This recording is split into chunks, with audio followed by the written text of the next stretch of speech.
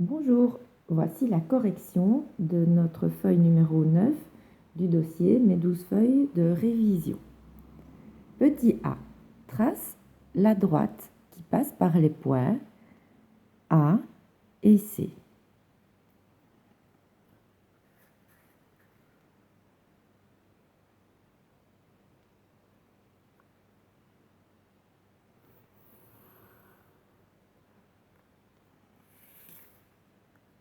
Nomme-la D2. On l'écrit d'un côté de la représentation de la droite ou de l'autre. Petit b, trace la droite qui passe par B et qui est parallèle à la droite DA. Pour tracer des droites parallèles, il faut d'abord placer l'aristo sur la droite DA comme ceci, et puis glisser vers le point B. Quand on s'arrête, on regarde ici si on est bien parallèle. On est bien parallèle, alors on n'a plus qu'à tracer la droite demandée. Voilà.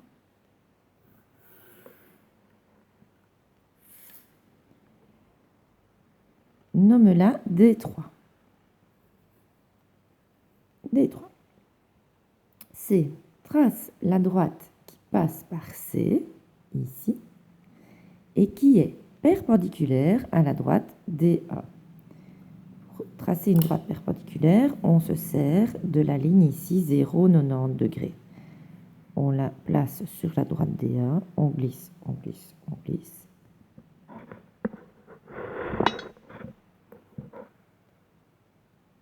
On nous a demandé de passer par le point C, donc on s'arrête quand on touche le point C. Voilà. Et on trace.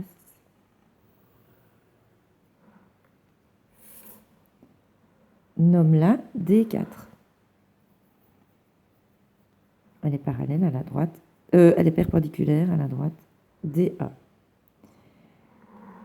Écris E au point d'intersection des droites DA et D4. Donc DA est ici, D4 est ici. Donc il faut écrire le point E au point d'intersection. La notation en secondaire pour dire que E, c'est le point d'intersection des droites DA et D4, on écrit DA inter D4 égale E.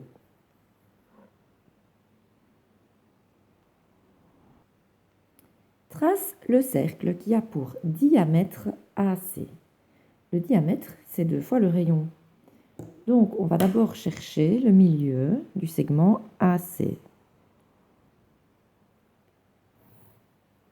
Pour chercher le milieu, je fais bouger mon équerre aristo jusqu'à ce que j'ai le même nombre des deux côtés. A,4, A,4, c'est bien. Ici, c'est le milieu du segment AC.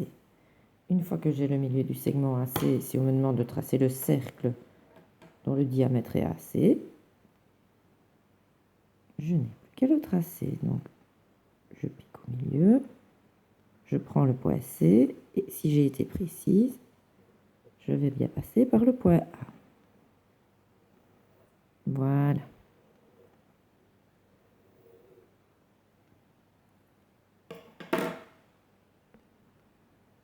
Dans le monde de l'aviation, l'unité de longueur utilisée pour exprimer l'altitude est le pied. Un avion vole à une altitude de 30 561 pieds. Un pied correspond à 0,305 mètres. Calcule en mètres l'altitude à laquelle vole cet avion. Nous avons une zone de travail. Un pied, c'est 0,305 mètres. Et on nous dit ici qu'on est à 30 561 pieds. Donc je l'écris de ce côté-ci. Donc pour aller de 1 à 30 561, on a multiplié par 30 561. Donc de l'autre côté, on doit aussi multiplier par 30 561. 0,305 fois 30 561. C'est égal à 9 321,105 mètres. Écris ta réponse. L'avion vole à une altitude de 9 321,105 mètres. Le graphique ci-dessous indique la durée maximale de plongée de certains animaux. La durée est exprimée en minutes. Ici, ce sont des minutes. Donc, si on nous parle d'une heure, il faudra aller regarder 60 minutes, 2 heures, 120 minutes, etc. Nous avons les animaux ici en dessous. Première question.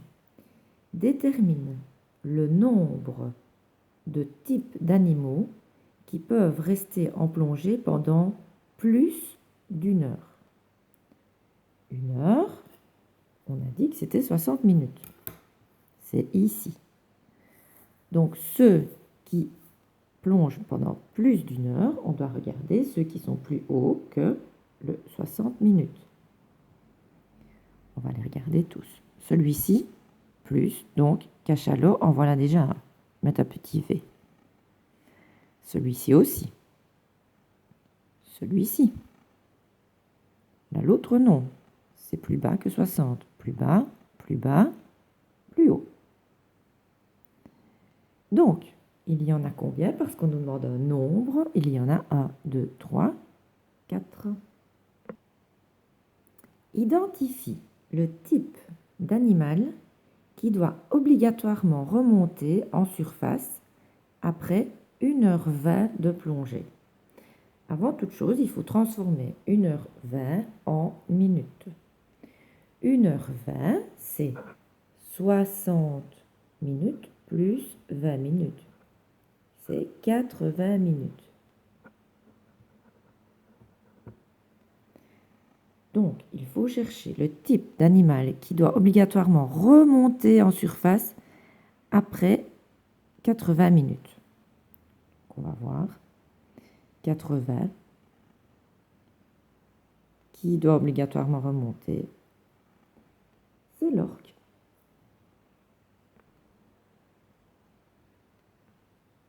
Détermine l'heure à laquelle le morse et le cachalot ont plongé s'ils remontent à la surface à 11h30 en sachant qu'ils utilisent leur durée maximale de plongée. On va d'abord aller voir dans le graphique la durée maximale de plongée du morse et du cachalot.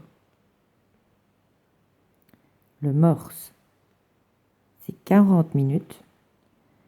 Le cachalot, c'est entre 80 et 100, donc c'est 90 minutes. Heure de plongée du morse. Donc, il est ressorti à 11h30. Il a utilisé tout son temps, donc il faut aller dans le passé 40 minutes plus tôt. Donc, 40 minutes plus tôt que 11h30, c'est 10h50. Pour le cachalot, il est ressorti à 11h30. Il a plongé 90 minutes. Et 90 minutes, c'est 1h30 minutes. Donc, s'il est ressorti à 11h30, si on retire les 30 minutes, ça fait 11h. On retire l'heure. Il a plongé à 10h. Calcule en centimètres carrés l'aire de ce polygone. Ce polygone, on va le couper. En réalité, il est fait d'un rectangle et d'un trapèze. La formule de l'aire de rectangle, c'est longueur fois largeur. On a toutes les données. La formule de l'aire d'un trapèze, c'est grande base, on l'a, plus petite base. Bon, pour le moment, petite base, c'est ici.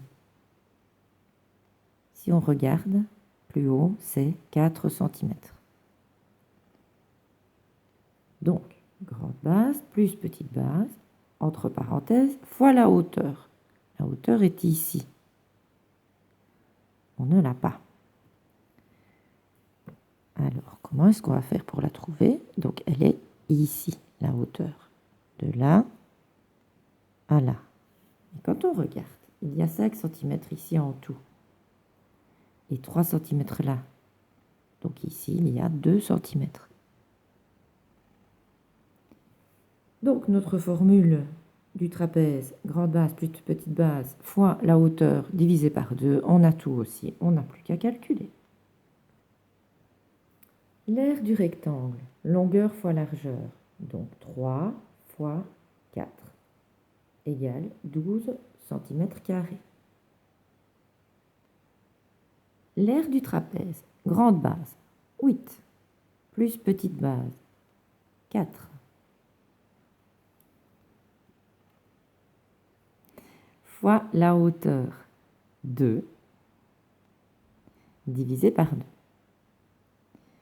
Donc 8 plus 4, ça fait 12. 12 fois 2, 24, divisé par 2, 12 cm². L'aire totale, je dois additionner les deux. Donc 12 plus 12, 24 cm². Communique la réponse par une phrase. L'aire de ce polygone est de 24 cm². Ne vous trompez pas dans les unités. Voilà, donc je vais continuer à poster les feuilles suivantes. Je vous dis à demain.